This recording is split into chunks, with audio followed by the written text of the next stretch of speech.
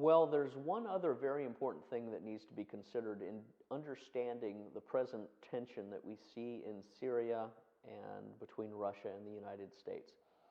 And that is the domestic troubles and the domestic operations that are being conducted against President Trump. The most significant has occurred this week, and that is President Trump's attorney, Michael Cohen, has been targeted by Robert Mueller, the FBI, the Department of Justice, Assistant Attorney General Rosenstein, and other people in the Department of Justice apparatus. They have went in and taken all of the documents, all of the attorney-client privilege materials from Michael Cohen, between Michael Cohen and Donald Trump. They have confiscated those. And that is a very serious action that has taken place because it indicates the deep state and the intelligence behind undermining President Trump is now trying to gather intelligence materials to use against him. And one of the most significant things that Mr. Cohen knows, it has been conversations and documents that he has received from people, including myself and others in the military and the intelligence community, which very clearly laid out for him that the Obama administration, the Hillary Clinton State Department, the Department of Justice under Eric Holder and Lanny Brewer and Loretta Lynch had worked in concert with a law firm called Covington and Burling and other members in the intelligence community to finance terrorism using Swiss banks such as Union Bank of Switzerland, HSBC, Credit Suisse, and others, and had used hundreds of millions of dollars to fund CIA black operations in Libya, in Syria, and elsewhere. I personally spoke to Michael Cohen in 2015 and again in 2016 and had communicated with his assistant and given him the document Shell Game. And this document is a thorough compilation of all of the WikiLeaks cables and military reports that are unclassified and testimony from Swiss bankers who brought intelligence to the Obama administration about these illegal financing of terrorism networks. And Michael Cohen had received that from me and others, and the videos were recorded. And the deep state, which were undermining Trump, immediately went into constructing a Russian narrative, a Russian spying narrative, a Russian aiding and abetting and undermining the election narrative. Now, perhaps one of the reasons they said that was because I've been on RT quite a lot, Russian television, and Sputnik, Russian TV, and also Press TV. So they are actively trying to acquire more information from Michael Cohen about this. But it also presents an opportunity. It presents the opportunity for Michael Cohen to come to President Trump and say on the record before Congress that the reason Michael Cohen was targeted was because he received documents and information that described the Hillary Clinton deep state terrorist financing networks and operations that have been engaged in since 2012. And because Michael Cohen has all of the material, the Robert Mueller, Rosenstein efforts are going to try and connect Trump to aiding and abetting these terrorist activities. So this is an instant opportunity for Mr. Cohen and others investigating this to bring it to light quickly. And we also see the connection between Mr. Cohen and some of the other people that are engaged in the current operations in Syria. What this represents is a wag the dog scenario. Wag the dog meaning President Clinton was linked into a sexual indiscretion with Monica Lewinsky, which prompted him to fire missiles into Afghanistan. We see the same things with President Trump. They are prompting domestic pressure on President Trump by attacking his attorney in the hopes that President Trump is going to overcompensate like Bill Clinton did and engage in military actions in Syria. That's a very real danger, and it's a very logical scenario of a wag-the-dog psychological operation. Pressure Donald Trump with domestic pressure and disturbances by attacking his attorney and emptying his attorney's vault of files so that they can give Donald Trump the impression that everything his attorney did and knows is now property of Robert Mueller and the investigators, and they will use that against Donald Trump, against his daughter, against his sons, against his wife, against everyone he knows. They can develop a criminal prosecution based on every document that they have illegally acquired by going after Mr. Cohen. That may be the pressure that they are trying to use to justify a military action in Syria and against Russia. President Trump, of course, needs to immediately recognize that and act on it. He needs to act on it by exposing the fact that his attorney, Michael Cohen, spoke with Scott Bennett, other members of the American media, and other people that I will not name, and in those conversations, he was given all of the material describing Hillary Clinton, the Clinton Foundation, Saudi Arabia, Union Bank of Switzerland, Eric Holder, Lanny Brewer, Loretta Lynch, Covington and Burling, Roger Zakheim, Dov Zakheim, and Booz Allen Hamilton, a major military contractor, and their ongoing conspiracy to finance terrorism.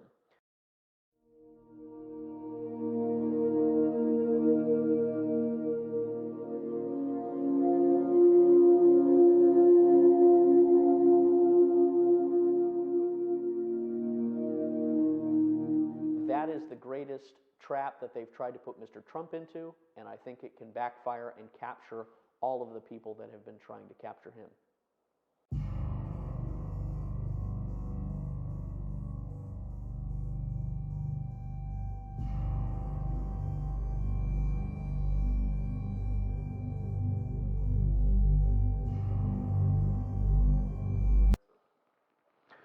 Well, in the current situation where we see the United States and Russia, Iran, Syria, the European nations all clamoring and battling for influence and for political, economic, military victory, there presents an opportunity for President Putin and President Trump to throw off the warmongers who are seeking conflict with one specific maneuver. And that is for President Trump and President Putin to meet and hold a summit at Reykjavik, Iceland, similar to what President Reagan and President Gorbachev did in the 1980s. By engaging in a summit in Iceland, they are resurrecting the history and the climax of the USSR, the Soviet Union, and the United States meeting and settling and finishing the Cold War. Now, as much as anyone with a brain understands, there is no more Soviet Union, there is no more Cold War, it is a constant instrument of propaganda upon Western audiences to try and keep that false myth alive. So it needs to be put to death, it needs to be extinguished, and the only way that can be done is with President Putin and President Trump meeting in Reykjavik, Iceland, and settling together and shaking hands together and saying publicly the Cold War ended in 1989, and we're putting it to an end again, right here and right now.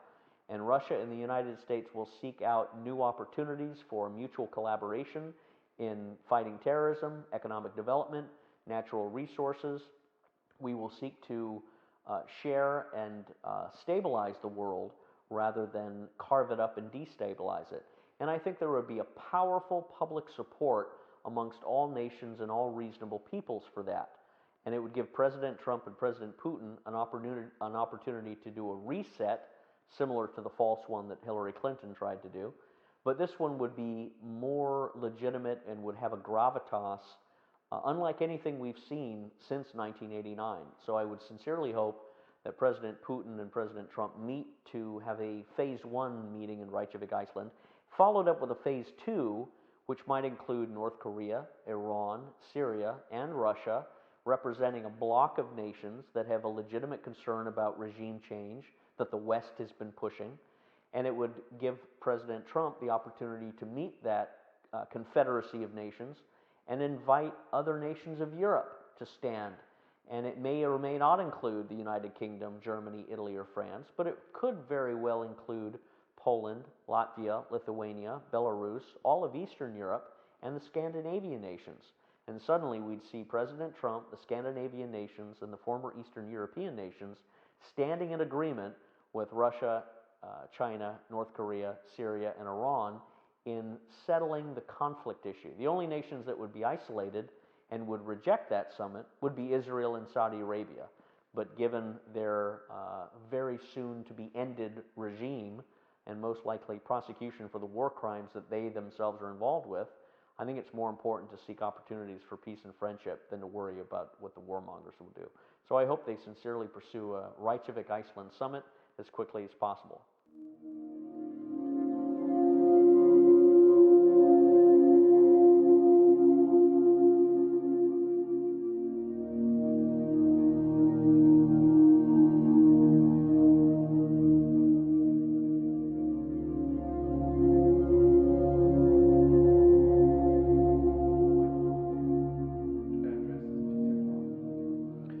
Well, I was just in Tehran as part of the New Horizon conference where I briefed senior level Iranian diplomats, officials, media people. I was there in Iran with about 25 different international figures, and it was really one of the most eye-opening experiences that I've had. And as one of the few Americans that's been in Iran, I can speak to all of the Iranian issues with quite some authority that Mr. Pompeo and Mr. Bolton do not have, never having worn the uniform as Mr. Bolton, nor been in Iran themselves. Mr. Pompeo and Bolton are speaking really from a sheet of music and a political script.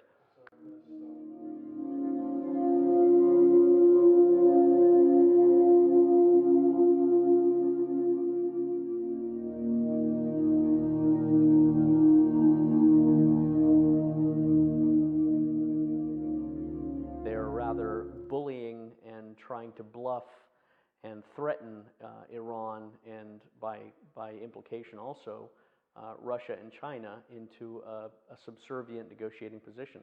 So I don't think it's going to be successful at all. I think Donald Trump has miscalculated political diplomacy for business dealings. And that is a fatal error because if he acquires a lot of political losses in the next coming months, that will translate into political losses at the ballot box for the Republicans in November, which may result in a growing majority of Democrats in the American Congress, which then would use that political leverage to impeach, to frustrate, and to damage Mr. Trump. So in one sense, his foreign policy, which is his weakest strength, he is in no way a diplomat, and he's never been experienced in these sort of diplomatic negotiations. His weakest position in foreign policy is going to translate into the frustration of his domestic policy, which was essentially why he was elected. So he's being twisted and turned and corrupted by elements in his own administration which do not care for the success of his presidency, but care more about crushing and dominating regimes like Iran, Syria, and Russia. And he is being entangled in that. He's also being entangled in futile and destructive activities, such as translating the American embassy from Tel Aviv to Jerusalem, recognizing Jerusalem as the capital of Israel and the Jews. And that is also a disrespectful act against all the Muslims who claim an equal ownership of Jerusalem. So Donald Trump is being led down a path of foreign policy debacles and miscalculations, which could cause ultimately a military conflict. It could cause increasing hostilities. It could draw the Russians into a stronger position of defending Syria and Bashar Assad. It could cause the Iranians to become increasingly active and the Iraqis to become increasingly active in expelling the United States from all Middle Eastern positions. And that's a very real scenario based on the destruction and the chaos and the death and the illegal war crimes that were started under George W. Bush, continued under Barack Obama, and have been really accelerating under President Trump in complete betrayal and hypocrisy against his original promises as president. He promised to get the Americans out of the Middle East. He promised the Americans to make peaceful relationships with Russia.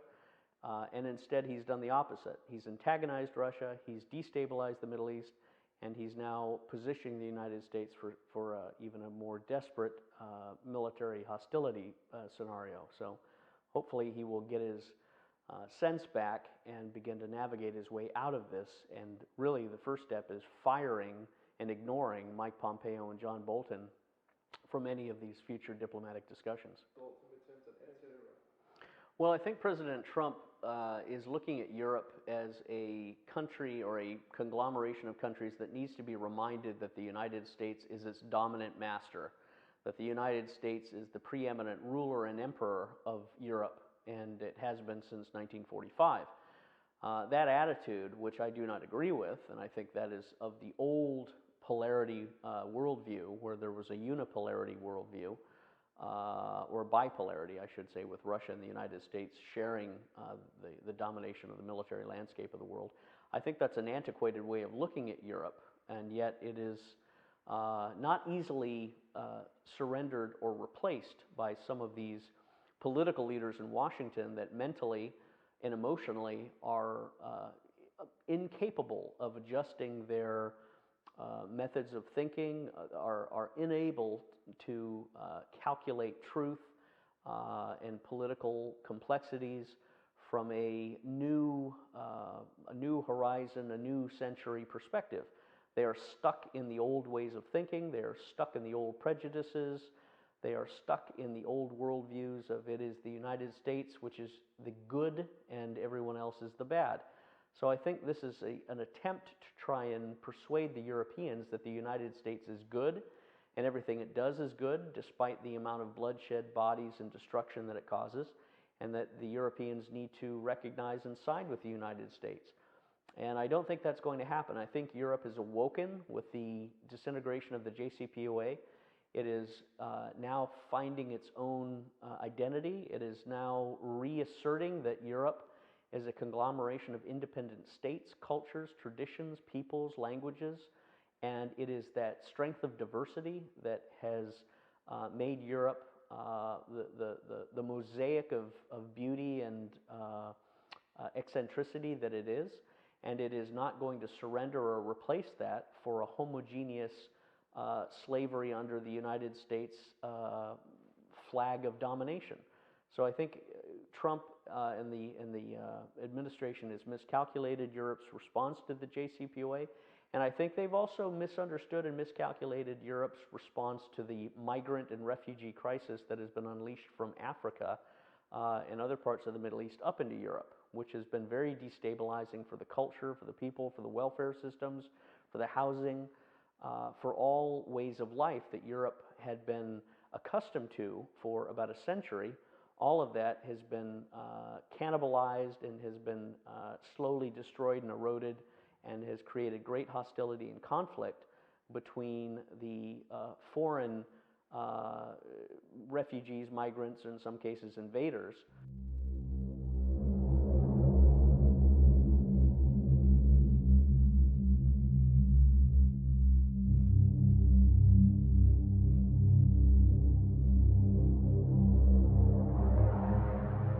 To the indigenous population, and they for the most part blame Trump and blame the Americans for that, starting with George W. Bush, continuing under Obama, and now continuing under Trump.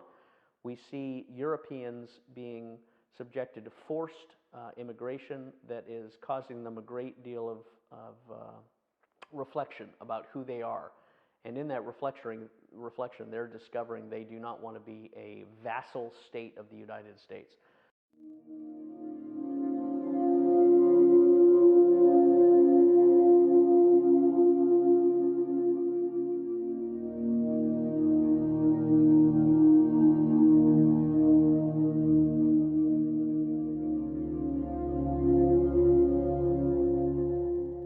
So this too could cause Europe to increasingly side with Iran and Russia in new political paradigm shifts and new economic ways of living, which could exclude the dollar from all monetary dominance in the world. And that's a very real scenario that may be approaching based on these political divisions and hostilities that have been inflamed.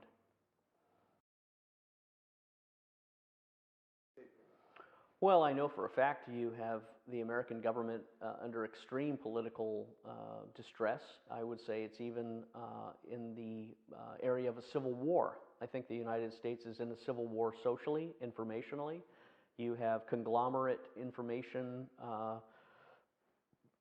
monopolies such as Twitter, YouTube, Facebook, actively editing and suspending and removing certain channels and certain voices, certain broadcasting companies such as RT and Press TV and Sputnik from the mainstream media. They are removing them because they are a voice of truth and clear analytical ability, and the United States media and military industrial establishment does not want that.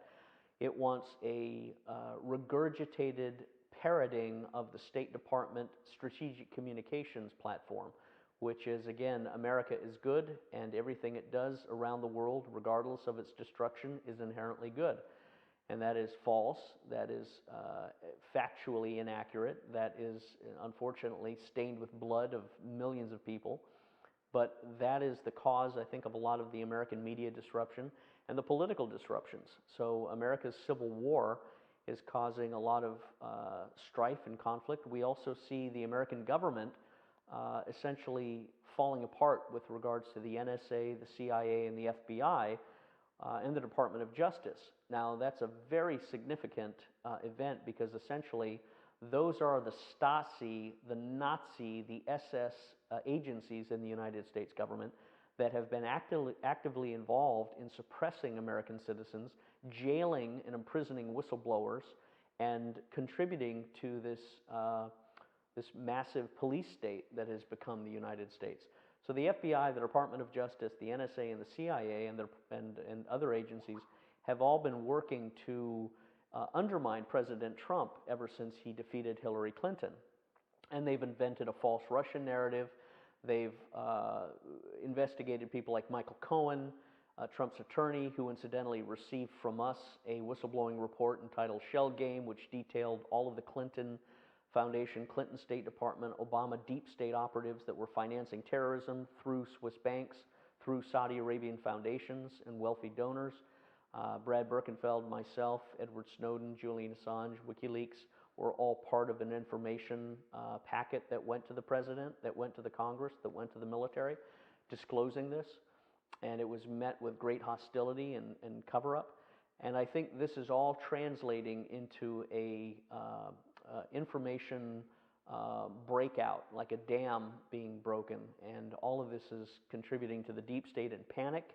And in their panic, they are desperately trying to keep themselves out of the limelight by inflaming domestic troubles, domestic disturbances, false flag attacks, as well as trying to provoke international events. Israel's Zionist activities in the Middle East, including the murder of Palestinians, the blowing up of certain protest movements, and increasing false flag attacks that Israel has been the author of, from chemical attacks in Syria to blowing up of convoys and blaming it on the Russians, blaming it on the Iranians, while the Israeli Zionists are the ones that are doing it.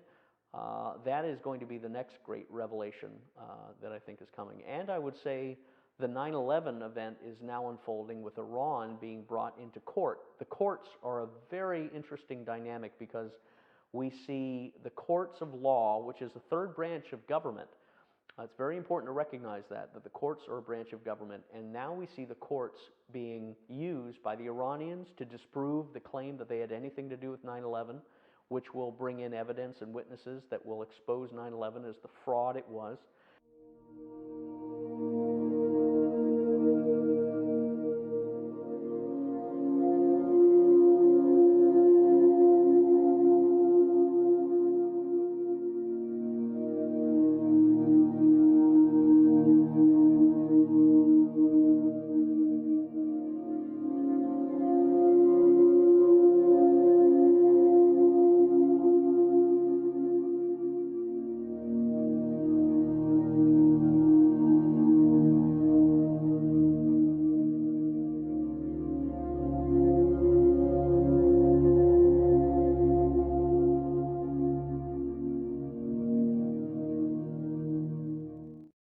also see Robert Mueller and his false claiming of Russian collusion and the indictments of Russian companies.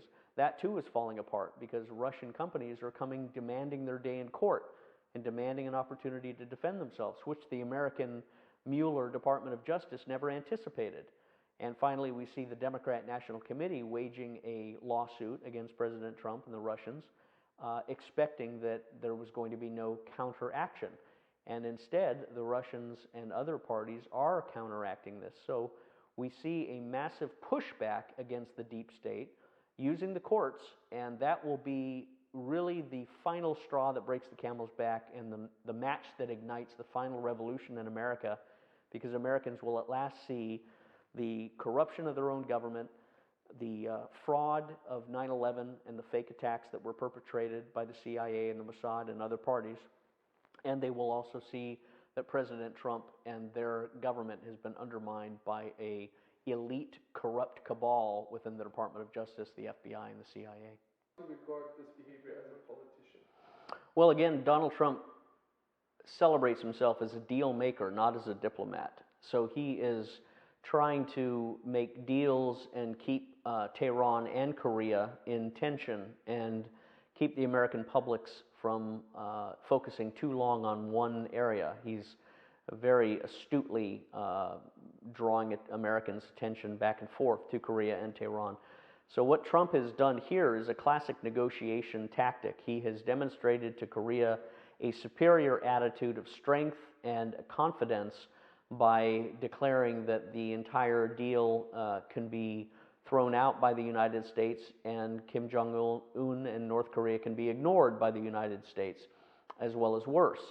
So this is simply a tactical maneuver by the Trump administration in classic conflict resolution negotiation strategy. But it also runs the risk because this is not deal making, this is diplomacy, and the American public have a very short attention span, and in a sense they become easily nauseated when they are whipsawed back and forth from the ecstasy and the peace that comes from thinking that a satisfactory deal or arrangement might be made with North Korea, which at last puts at ease this source of hostility and uncertainty and tension, which is the Korean nuclear tension with the United States, versus this newly arising scuttling of the deal and a potential military conflict. The American public are very upset when things like that happen because it is uncertain, and they pay politicians to make things certain, not to make them uncertain. So Donald Trump needs to really be careful and analyze that these sort of tactics can be very productive, but they can also be very counterproductive, because equally Kim Jong-un in North Korea can completely disconnect from any dialogue with the United States, can instead reach out to its regional neighbors and have independent talks with South Korea, with Japan, with Vietnam, with China, with Russia, and completely ignore the United States and declare that the United States has no position in the future for any conduct, any social or political or economic engagements on the Asiatic Pacific Rim. And that would be a very wise counteraction to Trump's bold pulling out of the meeting, of the summit with North Korea.